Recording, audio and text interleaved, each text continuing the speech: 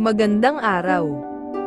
Ako si Pamela, gusto ko lamang i-share sa inyo ang aking naging karanasan noong ako ay bagong salta sa Maynila. 14 pa lamang ako noong ako ay unang mapadpad sa Maynila. Dahil sa sobrang hirap ng buhay sa probinsya, halos lahat ng mga kabataan sa aming lugar ay mas pinipili na lang na pumunta sa Maynila. Sa murang edad ay nakikipagsapalaran sa hirap ng buhay. Ako ay nakarating sa Maynila dahil sa kaibigan ng nanay ko. Naghahanap daw kasi ang kanyang amo para maging kasambahay sa Maynila. Dahil sa hirap ng buhay sa probinsya ay agad na din akong pumayag. Pagdating ko sa Maynila ay inihatid na ako ng kaibigan ng nanay ko sa amo niya. Akala ko noong una ay magkasama kaming magkakasambahay. Hindi pala. Ako pala ay sa ibang bahay magtatrabaho. Medyo natakot ako dahil hindi naman ako sanay sa Maynila. Pero kailangan lakasan ang loob para sa pamilya. Naging maayos naman ang mga unang buwan ko sa aking amo.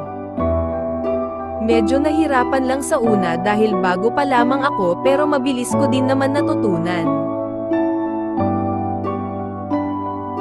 Makalipas ang isang buwan, ang amo kong babae ay umalis at 3 araw na mawawala dahil sa trabaho. Kami ng 2 anak at ang asawa niya ang naiwan sa bahay.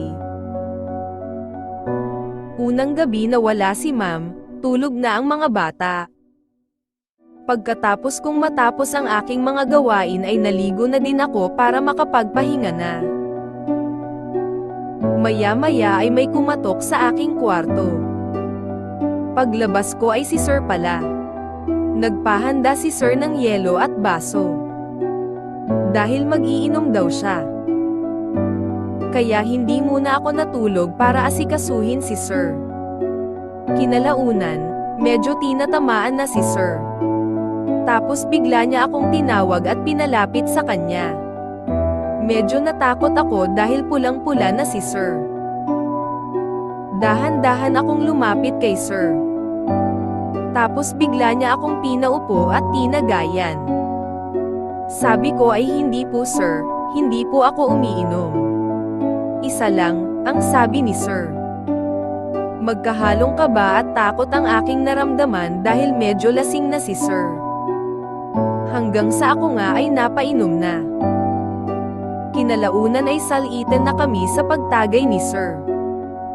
Sobrang akong natakot dahil baka malasing ako at kung ano ang gawin sa akin ni Sir. Nung nakatatlong tagay na ako ay nakaramdam ako ng hilo.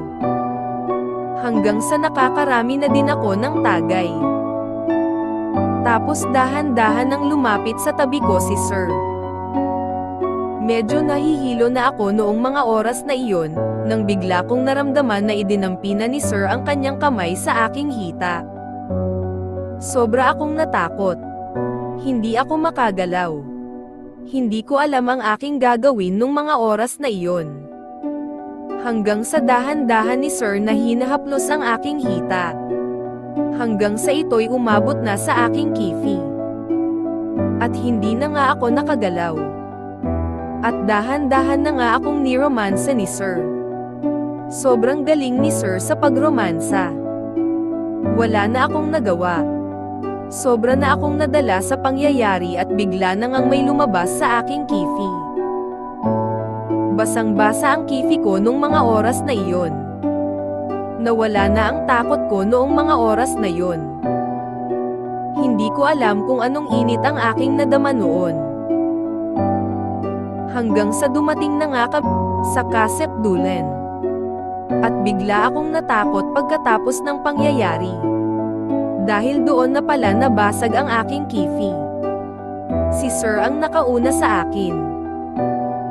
Hindi ko alam ang gagawin ko noong mga oras na iyon. Magkahalong takot at kaba. Na baka mabuntis ako o mawalan ng trabaho kapag nalaman iyon ni Ma'am. Kinabukasan, normal kaming nagpansinan ni Sir na para bang walang nangyari. Pero hindi pa din mawala sa isip ko ang takot at kaba. Hanggang sa kinalaunan ay tinanggap ko na lang ang nangyari. Dahil ayokong umuwi sa aming probinsya na mahirap pa din. Kaya nagpatuloy na lang ako sa aking trabaho. Nakalipas ang ilang araw, ay bigla na lang nakatok sa aking kwarto si Sir sa tuwing sasapit ang madaling araw.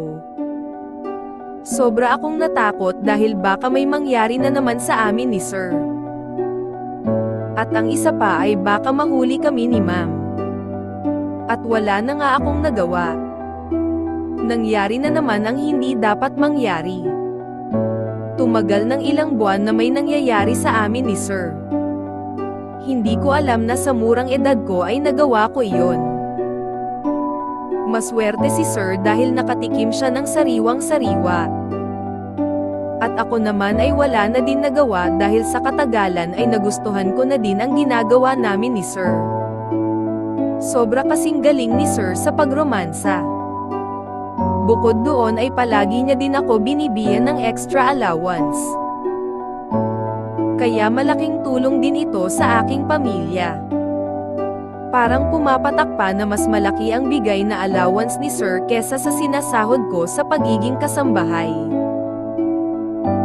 Tumagal ang ilang buwan ay paulit-ulit na may nangyayari sa amin ni Sir.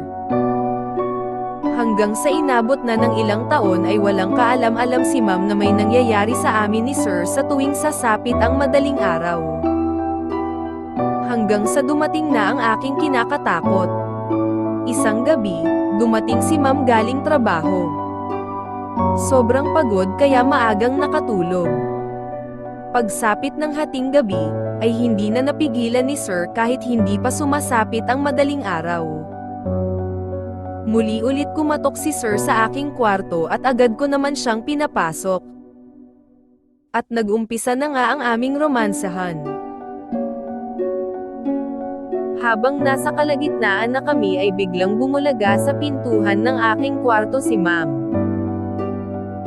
Nakalimutan palang isara ni Sir ang pintuhan ng kwarto. Hindi namin namalayan ni Sir na napasarap pala kami. Nadala kami sa kaganapan kaya nung magising si Ma'am ay wala si Sir sa tabi niya.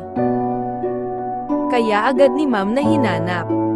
At ang nakakagulat na pangyayari ay naaktuhan mismo ni Ma'am ang aming ginagawa ni Sir. At iyon na pala ang naging huling araw ko sa bahay nila. Patawad Ma'am. Nadala lang po ako sa mga pinakita sa akin ni Sir.